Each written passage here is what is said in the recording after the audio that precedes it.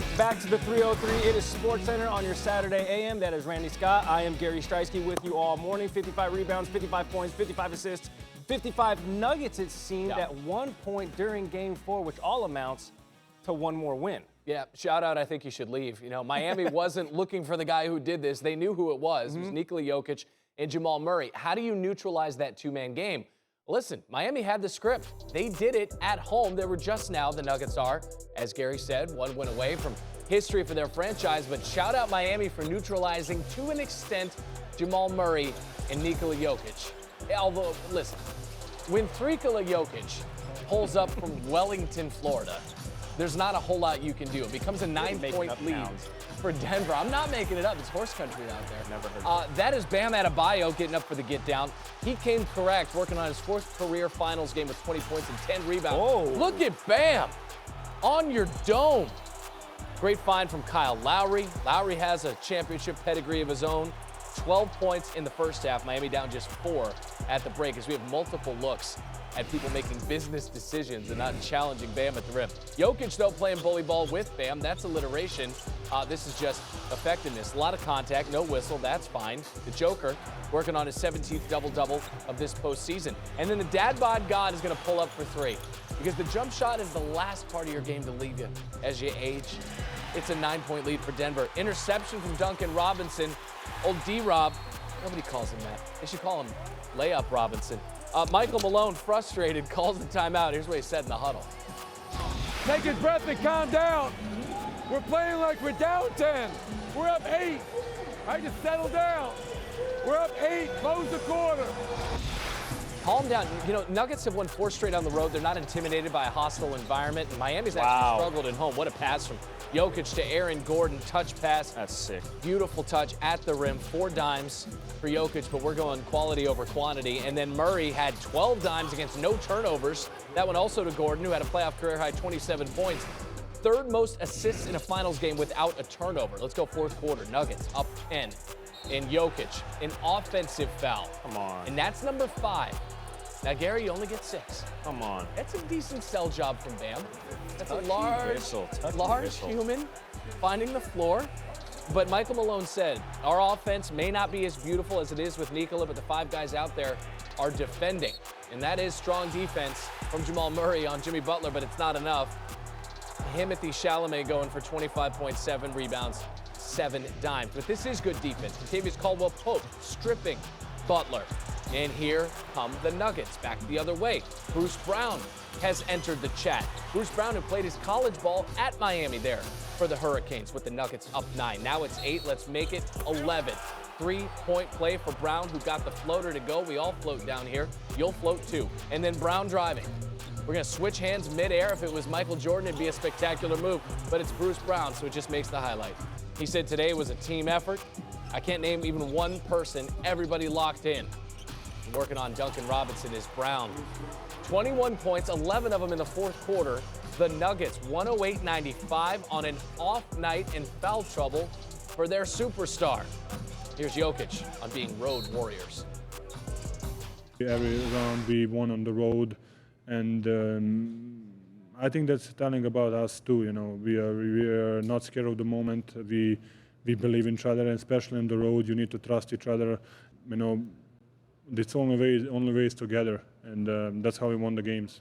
These guys are so unselfish. They're so passionate about basketball, and they understand that that you got to keep energy in the ball. And if you play the right way, everybody gets love when you win. And yeah, I mean, it was nice just knowing that I could be myself, and that was enough. No doubt, we don't have any of that. We don't have no quit. We're gonna continually fight. Starting tomorrow to get better, and then we're going to go on a Monday and do what we said we were going to do this entire time and win. All we're going to focus on is getting this thing back to the 305. Get this thing back to Miami. And things can shift very quickly. It's going to be a gnarly game. Gare Bear and the Ran Man with you, SportsCenter AM. You knew Denver's dynamic duo would put up 30-point triple-doubles. Probably not again. Not in back-to-back finals games. But how quiet could Jokic and Murray be before it meant trouble for Denver? Well, the Nuggets almost found out. 15 points, 12 dimes from Murray. Foul trouble for Jokic. Still had a 23-point double-double. but a massive pick-me-up. Ohm Youngmisuk has more. When a foul-ridden Nikola Jokic was forced to sit with over 9 minutes remaining in Game 4, the Denver Nuggets were staring at perhaps the most pivotal stretch of the season without their superstar who holds everything together. During the regular season, the Nuggets were outscored by 367 points when Jokic was on the bench. But Jamal Murray, Aaron Gordon, Jeff Green, Kentavious Caldwell-Pope, and Bruce Brown would turn perhaps the most precarious 5-minute non-Jokic stretch of the season into one that puts Denver one win away from an NBA championship. You know, all season long, it was like, oh, the non-Nikola minutes, kind of a crapshoot. You know, you're watching the game like this sometimes. Jamal, regardless of what's going on, he's going to step up. He's going to find a way to impact the game. And the most impressive thing for me, Ohm, was, you know, he had 15 points tonight. And he was, 5 of 17 from the field, but 12 assists only and 0 turnovers. And just kind of, all right, they're putting 2 on me. Let me make the right play. He did not get bored with making the right play. He did not say, no, I'm going to save us and try to carry the team. He just read the defense, made the right play, and trusted. That's where you see the growth and like you say, maturity in his game. I think he was amazing today, but globally, he's our leader and we are following him.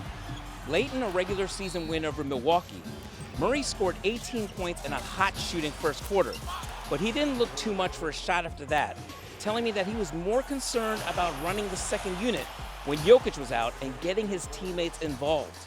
He was preparing himself for a finals moment like this. Feel it. He can taste it. The Nuggets, one win away from their first Larry O. As Cory Alexander now joining the program. Cory, we just went through what a fantastic display Bruce Brown and Aaron Gordon displayed for the Nuggets yesterday. What stood out to you the most, though, in that Game 4 performance?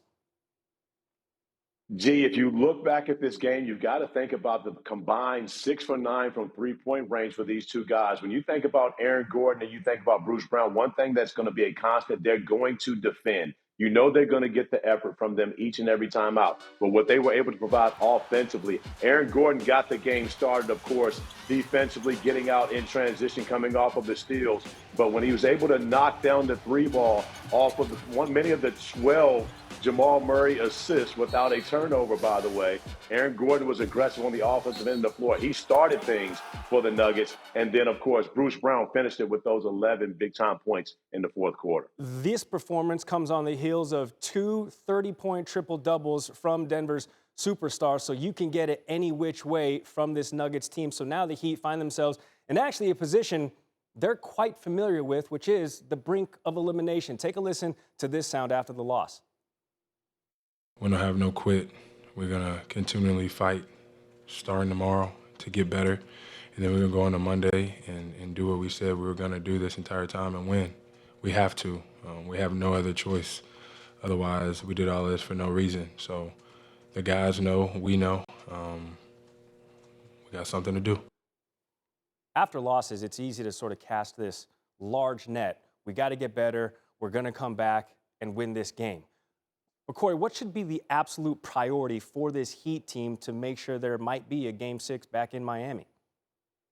Well, Gary, one thing for certain, you have to say that if you're Jimmy Butler, but he absolutely believes it, and his teammates believe it. And the one thing they know that's going to have to happen for them to be able to get the game back to the 305 is they've got to make shots. It's plain and simple. They've only scored 100 points in one game in this 4-game series thus far, and that was in Game 2 at Denver when they were able to get a win. They're going to have to make threes. Only 32% last night, 8 of 25. Their best shooting game happened to be in Denver. So going back into, of course, Ball Arena, they feel like they still have a chance to be able to get this series back to 6. All right, Game 5, Monday, back in Denver. A 4-game losing streak at home for the Heat. That's the longest in franchise history, so maybe a change of venue could shake things up for him. Cory Alexander joining us with the latest on SportsCenter. Cory, much appreciated. A Denver duo dominated again in Game 4, but it wasn't Nikola Jokic and Jamal Murray this time. Aaron Gordon and Bruce Brown played the starring roles in this win in Miami. It's the Gordon, dunks or cuts. Jokic throws it up for Gordon.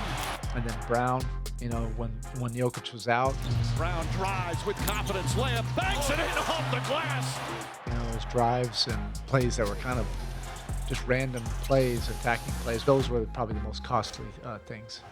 It started with Gordon, who scored a game-high 27 points. Oh, what a pass! And then Gordon throws it down. So many big buckets. Just the second time in this playoff run that a player other than Jokic or Murray led Denver in scoring. He won us the game. He was our best player on the floor, and you know, guarding the best player every night. That's why we got him. He's a dog. He's strong. He's physically. He's tough. He just wants to win. When it comes down to it, you know, it's just wanting to be great for my teammates.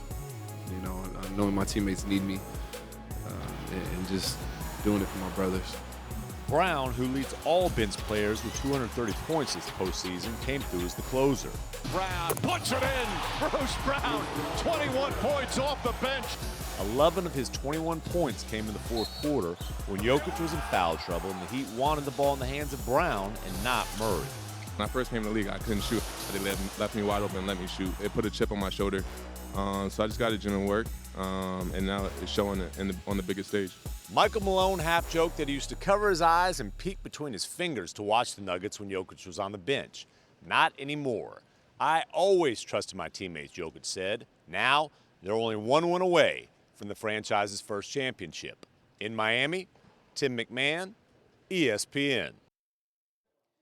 Avs won last year. Nuggets can get it done this year. Gordon and Brown stepped up huge for Denver last night, combining for 48 points on 73% shooting. Let's emphasize the importance. Each player had over 20 on 70% shooting. The last time a pair of teammates did that in an NBA Finals game, we got to go to Game 2 of the '91 Finals when Michael Jordan and Horace Grant did it for the Bulls against the Lakers. Thanks for watching ESPN on YouTube. For live streaming, sports, and premium content, subscribe to ESPN+.